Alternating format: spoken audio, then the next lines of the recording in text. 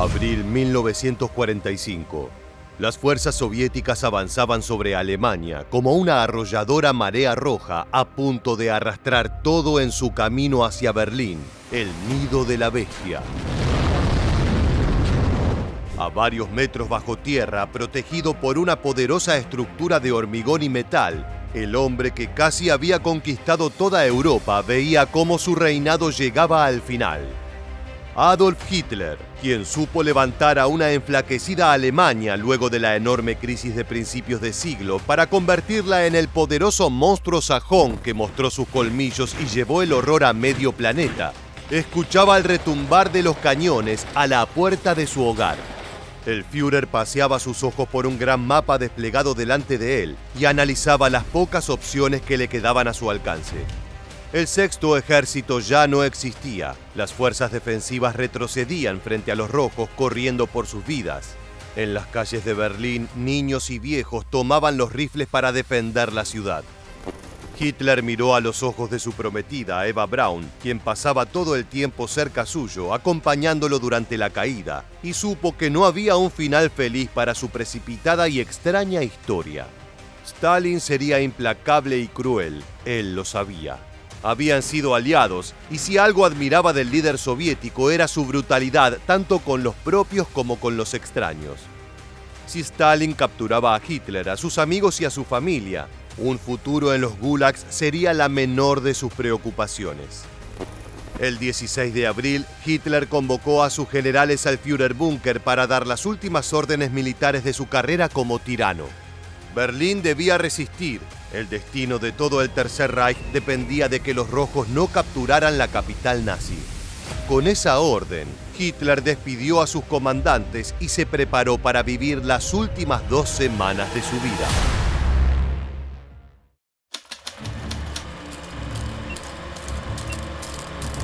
El 16 de enero de 1945, el Ejército Rojo entró en territorio alemán, luego de años de resistir los avances de los nazis contra sus propias tierras. La Operación Barbarroja, iniciada en 1941 por los alemanes, había fracasado dejando cientos de miles de muertos de ambos bandos, y el Partido Comunista, con Stalin a la cabeza, quería venganza. El objetivo de la Marea Roja era muy simple, y no se trataba de una estrategia sofisticada. Debían avanzar hacia el oeste, arrollando todo a su paso, hasta llegar a las puertas del Reichstag.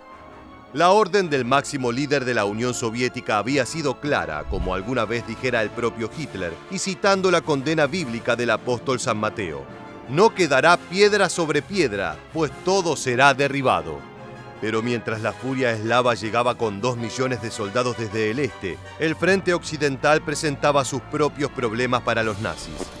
El británico Montgomery preparaba la Operación Veritable, con la cual rodearía al grupo de ejércitos B liderados por Walter Model para así atravesar los 2 ríos que separaban a los aliados de Alemania, el Rin y el Oder.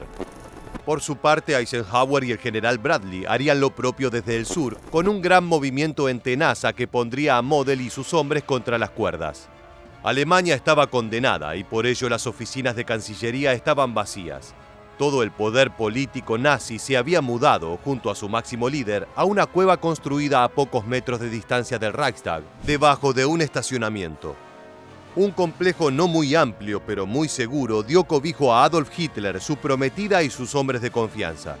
Desde la protección de su guarida, el lobo podría dirigir la última gran batalla por el destino de Europa.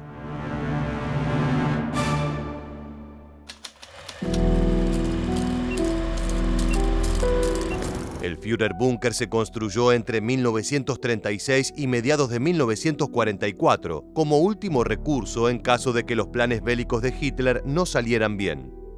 Probablemente ni el propio Führer hubiera creído que unos meses después de terminadas las obras, debería mudarse allí con los aliados golpeando a las puertas de su nación. Durante los primeros 3 meses de combate en Alemania, Hitler pasó la mayor parte de su tiempo organizando las pobres defensas que quedaban en pie para que Berlín resistiera. Pero para comienzos de abril recibió las peores noticias posibles desde el frente de batalla. En el oeste, los británicos y norteamericanos habían sobrepasado al grupo de ejércitos B y Walter Model no tardaría en suicidarse. Aún peor, En el este, el Ejército Rojo había diezmado al grupo de Ejército Centro y avanzaba desde Polonia como una llama frenética dispuesta a quemarlo todo. En los primeros días de abril, Hitler ordenó que sus hombres de confianza, Martin Bormann y Joseph Goebbels, se unieran a él en su refugio.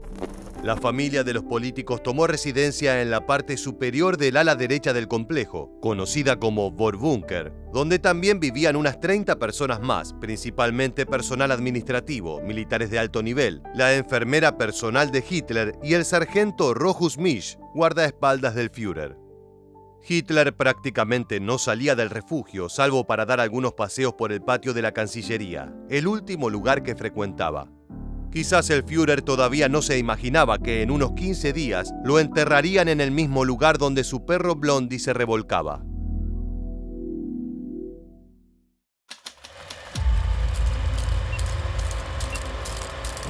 El 16 de abril el Ejército Rojo entró en Berlín. 4 días más tarde, Hitler vio por última vez la luz del sol cuando salió nuevamente al jardín de la Cancillería, donde le entregaría la Cruz de Hierro a soldados niños de la juventud hitleriana. Luego regresaría al Führerbunker para delinear la feble defensa de la capital nazi. Esa misma tarde, los soviéticos bombardearían por primera vez Berlín con artillería pesada, causando graves estragos en la ciudad y reduciendo el bello jardín que Hitler amaba a cenizas. La primera semana del asedio, el Führerbunker se convirtió en un oscuro nido de desesperación. El ambiente era extremadamente opresivo, ya que aunque contara con 2 salas, el edificio subterráneo estaba muy poblado. La furia incontenible de Hitler se mezclaba con la resignación de Bormann y Goebbels, que veían la derrota con una mayor claridad que su líder, aunque estaban dispuestos a seguirlo hasta la tumba. Hitler no aceptaba la realidad de la situación y el 21 de abril ordenó a las tropas del general de las Waffen-SS Felix Steiner, a quien llamaba su último hombre de confianza, lanzar un ataque en pinza contra el frente norte de la ciudad. Al día siguiente llegó una noticia que heló la sangre del Führer. Steiner había decidido no seguir sus órdenes, ya que creía que no contaba con los suficientes recursos para avanzar contra los soviéticos.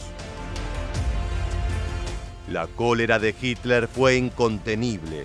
Por primera vez el Führer exclamó en voz alta que habían perdido la guerra y culpó a sus generales, asegurando que debía haber hecho como Stalin y mandarlos a fusilar a todos.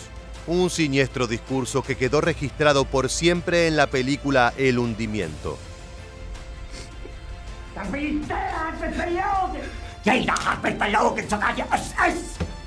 Die gesamte Generalität ist nichts weiter als ein Haufen niederträchtiger, treuloser Feiglinge. Die Generalität ist das Geschmeiß des deutschen Volkes.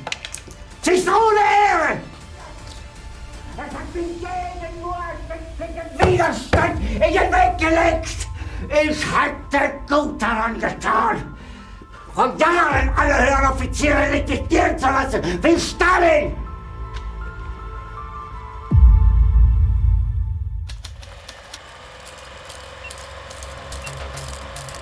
La situación en el Führerbunker era tan insostenible como en la superficie.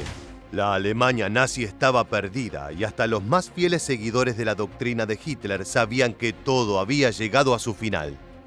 El discurso derrotista del Führer había apagado las últimas llamas de pasión nacionalista en sus generales, que comenzaban a planear un acuerdo con los aliados para entregar la ciudad. El 29 de abril, poco después de la medianoche, Adolf Hitler se casó con Eva Braun. Pero ese día, que comenzó con una boda, sería el más oscuro de la vida de Hitler. Poco antes de contraer matrimonio, el Führer se enteró de que uno de sus hombres de confianza, el Reichsführer de las SS, Heinrich Himmler, había intentado acordar la rendición alemana con un representante de los aliados. Hitler ordenó su arresto por traición. Poco después llegó una macabra noticia. Su aliado Benito Mussolini, dictador italiano, había sido fusilado por partisanos italianos. Tanto el cuerpo del duque como de su mujer, Clara Petracci, habían sido violentados por los guerrilleros. En ese momento, el dictador tomó la decisión final para él y su familia. El primero en morir fue su perro Blondie. El pastor alemán sirvió como conejillo de indias para las pastillas de cianuro, que funcionaron a la perfección, y el perro murió en instantes. A las 2:30 de la mañana del 30 de abril de 1945, Hitler salió de su habitación y se despidió de la gente que habitaba el Führerbunker. Durante la mañana y el mediodía se dedicó a tomar las últimas decisiones administrativas en relación a su posición de líder político alemán. A las 14:30 se encerró en su estudio personal junto a su esposa, con quien había estado casado menos de 40 horas. Eva Braun tomó una pastilla de cianuro y murió al instante, como el perro Blondie. Hitler tomó una pistola Walther PPK 7.65 y se suicidó de un disparo en la cabeza. Poco después, el guardaespaldas de Hitler, asistido por algunos miembros del personal del búnker, transportaron los cuerpos de Hitler y Braun al jardín de la Cancillería, donde fueron quemados bajo la atenta mirada de Goebbels, Bormann y otros políticos nazis. El 1 de mayo los alemanes entregaron su rendición incondicional a los aliados, poniendo fin a la parte más importante de la guerra más grande del mundo occidental. Muchas gracias por acompañarnos hasta el final. Permanece atento a nuestro próximo video.